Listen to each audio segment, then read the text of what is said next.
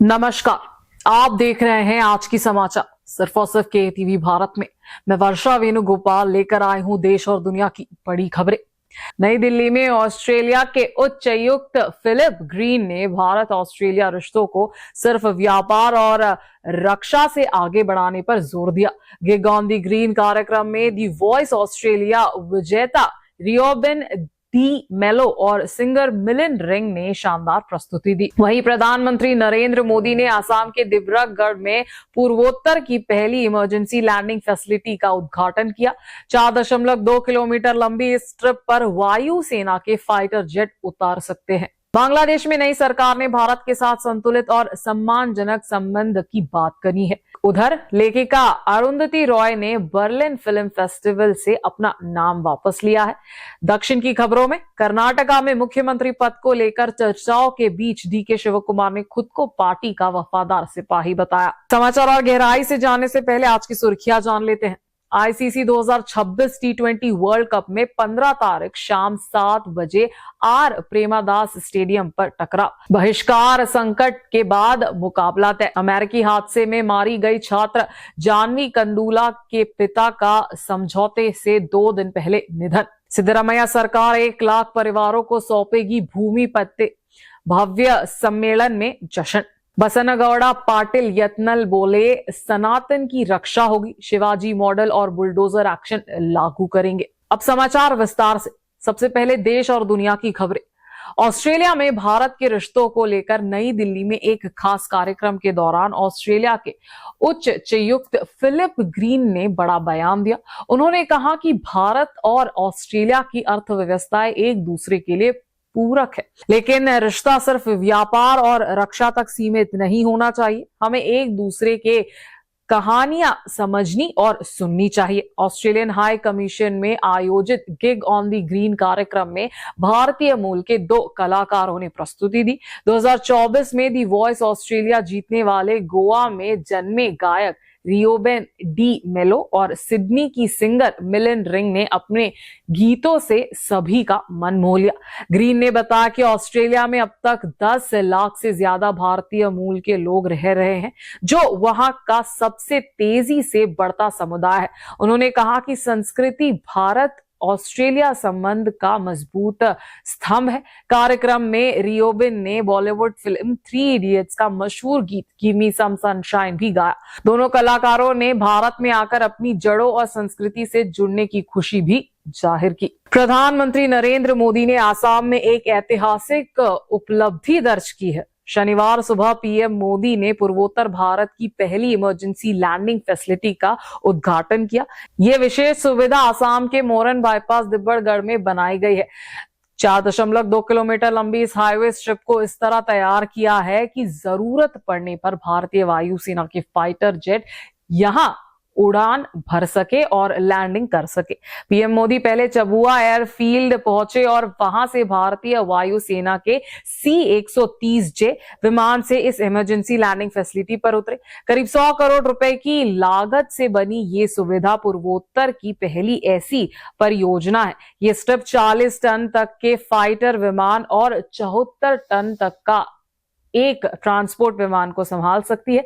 इस मौके पर वायुसेना ने 40 मिनट का भव्य एयर शो भी किया, जिसमें सुखियो और रफाल जैसे लड़ाकू विमान, AN-32 ट्रांसपोर्ट विमान और एडवांस लाइटर हेलीकॉप्टर शामिल रहे। ये सुविधा रक्षा, आपदा प्रबंध और लॉजिस्टिक के लिहाज से बेहद महत्वपूर्ण मानी जा रही है। अपने आसाम दौरे के दौरान प्रधानमंत्री 5500 करोड़ रुपए से अधिक की विकास परियोजनाओं की भी शुरुआत करेंगे। तारिक रहमान के नेतृत्व में बनी नई सरकार ने भारत के साथ रिश्तों को लेकर बड़ा बयान दिया है।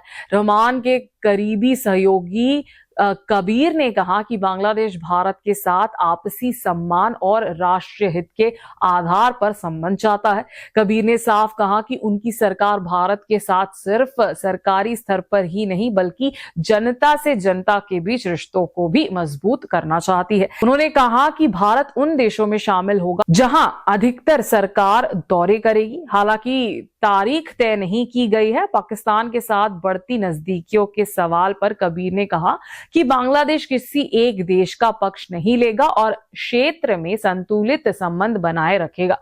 उन्होंने पूर्व प्रधानमंत्री शेख हसीना की विदेशी नीति की आलोचना करते हुए कहा कि अब देश किसी एक राष्ट्र पर निर्भर नीति से आगे बढ़ना चाहता है। फिलहाल भारत इस बदलाव को लेकर सावधानी के साथ आशावादी नजर आ रहा है और दोनों देशों के बीच नए सिरे से रिश्तों की शुरुआत की उम्मीद की जा रही है।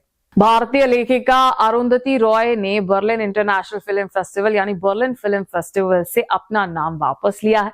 उन्होंने ये फैसला फेस्टिवल की जूरी के कुछ बयानों के बाद लिया।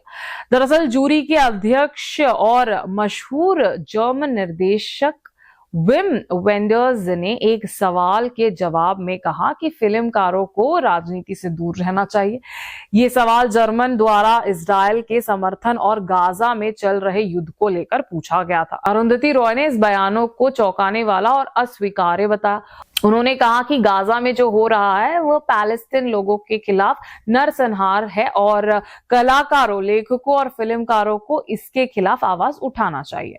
रॉय की 1989 की film in which any gives it those ones को फेस्टिवल के क्लासिक सेक्शन में दिखाया जाना था, लेकिन अब वह इसमें शामिल नहीं होंगे। इस मुद्दे ने कला और राजनीति के रिश्तों पर एक नई बहस का जन्म दे दिया है। अब जरा नजर डालते हैं दक्षिण की ओर। कर्नाटका की सियासत में इन दिनों मुख्यमंत्री पद को लेकर आतकाले तेज है। इसी बीच उप मुख्यमंत्री डीके शिवकुमार ने साफ कहा है कि वे पार्टी और सरकार के वफादार सिपाही है। तुमकुरू में मीडिया से बात करते हुए उन्होंने कहा कि जो भी फैसला पार्टी लेगी वह उसे मानेंगे। उन्होंने कहा कि अगर विधायक कुछ बयान दे रहे हैं तो कांग्रेस हाईकमांड और मुख्यमंत्री इस पर फैसला करेंगे, वह इसमें दखल नहीं देना चाहते। दरअसल कांग्रेस विधायक इकबाल हुसैन ने दावा किया था कि करीब 80 विधायकों ने मुख्यमंत्री पद के लिए शिवकुमार का नाम हाईकमांड को दिया है। हालांकि शिवकुमार ने दिल्ली में हुई एआईसीसी बैठक के बाद स्पष्ट किया कि मुख्यमंत्री पद पर कोई चर्चा नहीं हुई। इस समय राज्य के मुख्यमंत्री सिद्धरामैया है। पार्टी के वरिष्ठ नेता ही सही समय पर निर्णय लेंगे। यानी कर्नाटका कांग्रेस में नेतृत्व को लेकर चर्चाएं जरूर है, लेकिन फिलहाल शिवकुमार ने खुद को पार्टी लाइन के साथ खड़ा बताया है। कर्नाटका में कांग्रेस सरकार ने बड़ा फैसला लेते हुए 53 बोर्ड, निगम और प्राधिकरणों के अध्यक्षों को राज्य मंत्री यानी मिनिस्टर ऑफ स्टेट का दर्जा दे दिया है। 7 फरवरी को जारी अधिसूचना में कहा गया कि ये दर्जा अगले आदेश तक लागू रहेगा। विरोधियों ने इसे लेकर सरकार पर तीखा हमला बोला है। उनका कहना है कि राज्य पहले से ही आर्थिक दबाव में है। सरकार की 5 गारंटी योजनाओं पर हर साल करीब 52,000 करोड़ रुपए खर्चे हो रहे हैं। ऐसे में इतने लोगों को मंत्री जैसे दर्जा, वेतन और सुविधाएं देना वित्तीय बोझ बढ़ेगा। संविधान के 91 संशोधनों के तहत राज्य में मंत्रिमंडल की संख्या कुल विधायकों की 15% के समेत है, जो कर्नाटका में 33 है। लेकिन आलोचक का आरोप है कि सरकार पिछले दरवाजे से कार्यपालिक का विस्तार कर रहे हैं। उप मुख्यमंत्री डीके शिवकुमार ने कहा कि यह फैसला पार्टी कार्यकर्ताओं को सम्मान देने के लिए है।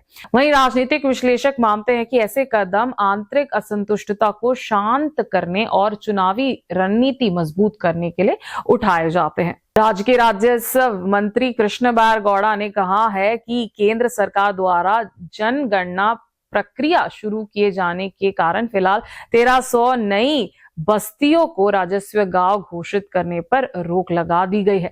मंत्री ने बताया पिछले साल करीब 3000 तंडा, हाथी और अन्य बस्तियों को राजस्व गांव का दर्जा दिया गया है। इससे पहले 6500 जगहों में से 1557 को राजस्व गांव घोषित किया जा चुका था। अब सरकार 1300 और गांव को ये दर्जा देने के लिए तैयार है, लेकिन केंद्र के निर्देशन के कारण घोषणा फिलहाल टाल दी गई है। उन्होंने कहा कि जैसे ही केंद्र सरकार ये रोक हटाएगी, प्रस्तावों के आधार पर घोषणा की जाएगी। इससे करीब 1.39 लाख परिवारों को फायदा होगा, जिनके पास अभी तक जमीन के राजस्व रिकॉर्ड नहीं है। सरकार अपने 1000 दिन पूरे होने के मौके पर 14 फरवरी को हावेरी में कार्यक्रम आयोजित कर रही है, जहां 1.6 लाख परिवारों को भूमि के मालिकाना हक के दस्तावेज दिए जाएंगे। इसके अलावा स्वामित्व योजना के तहत 20,000 गांवों में संपत्तियों को डिजिटल पहचान देने का काम भी जारी है। सरकार का कहना है कि इन कदमों से लोगों को जमीन का पक्का मालिकाना हक और कानूनी सुरक्षा मिलेगी। ये थी आज की ताजा खबरें। देश और दुनिया में हर पल बदलती स्थिति पर नजर रखना बेहद जरूरी है। हम आप तक लाते रहेंगे सटीक और भरोसेमंद अपडेट में। वर्षा वेणुगोपाल आपसे विदा लेती हूँ। देखते रहिए KTV भारत।